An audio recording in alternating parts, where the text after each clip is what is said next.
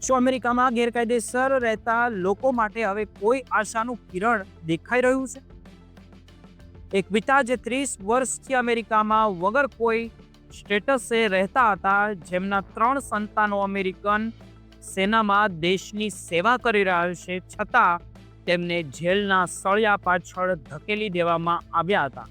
પણ હવે કોર્ટે એક એવો ઐતિહાસિક ચુકાદો આપ્યો છે જે માત્ર મેક્સિકન જ નહીં પણ અમેરિકામાં વસતા હજારો ગુજરાતી પરિવાર માટે પણ ગેમ ચેન્જર સાબિત થઈ શકે.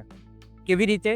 આપણે જાણીએ શું છે આ પૂરો મામલો અને કેવી રીતે એક પિતાએ દેશ નિકાલના આદેશને જે માહત્યા આપી, અને તે જાણવા માટે તમારે આ વિડીયોને અંત સુધી જોતો રહેવો જોઈએ. અમેરિકાના ઇમિગ્રેશન વિભાગ કડક વલણ વચ્ચે એક એવી ઘટના સામે આવી જેમણે સમગ્ર દેશમાં ચર્ચા જગાવી છે.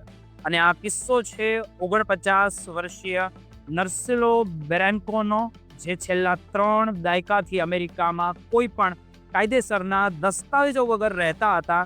જૂન 2025માં ટ્રમ્પ વહીવટી તંત્ર દ્વારા તેમની ધરપકડ કરવામાં આવી હતી અને તે સમયે આ મામલો ઘણો ગંભીર બન્યો હતો, કારણ કે જે વ્યક્તિ છે તે 3 દીકરીઓના બાપ છે.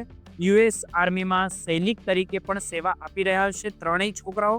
જ્યારે કેલિફોર્નિયામાં તે જ પોતાના કામે જઈ રહ્યા હતા ત્યારે આઈસ એજન્ટોએ તેમની સાથે જાણે કોઈ રીઢા ગુનેગાર હોય તેવું વર્તન કરીને શારીરિક બળ વાપરીને તેમની ધરપકડ પણ કરી હતી. આ ધરપકડ બાદ તેમના પુત્રોએ સરકાર સામે જોરદાર વિરોધ પ્રદર્શન પણ કર્યો અને સોશિયલ મીડિયાથી લઈને રસ્તાઓ સુધી આ મામલો ગાજ્યો અને ગુંજ્યો પણ હતો.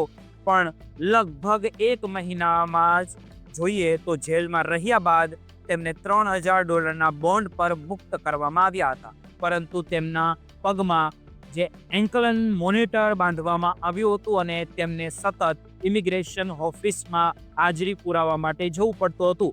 જો કે હવે 28 જાન્યુઆરીના રોજ ઇમિગ્રેશન કોર્ટે એક એવો મોટો ચુકાદો આપતા તેમના દેશ નિકાલ પર રોક લગાવી દીધી છે અને કોર્ટે માન્યું છે કે જેમના બાળકો અમેરિકન નાગરિક છે તેઓ પોતાના સંતાનો દ્વારા કાયદેસરનું સ્ટેટસ મેળવવા માટે પાત્ર છે.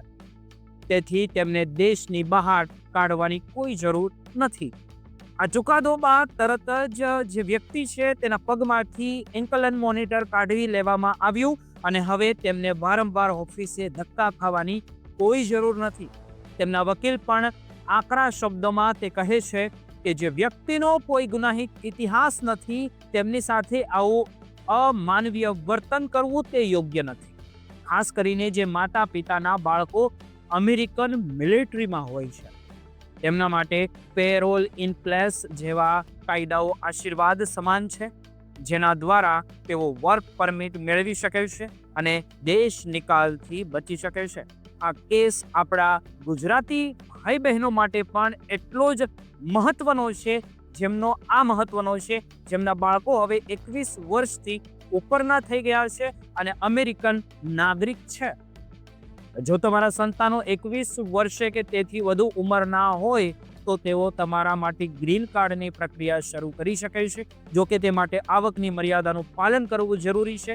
જેમ કે જો સ્પોન્સર કરનારા વ્યક્તિ એકલી હોય તો તેની વાર્ષિક આવક $20,000 આસપાસ અને 4 સભ્યોના પરિવાર માટે $40,187 હોવી જોઈએ.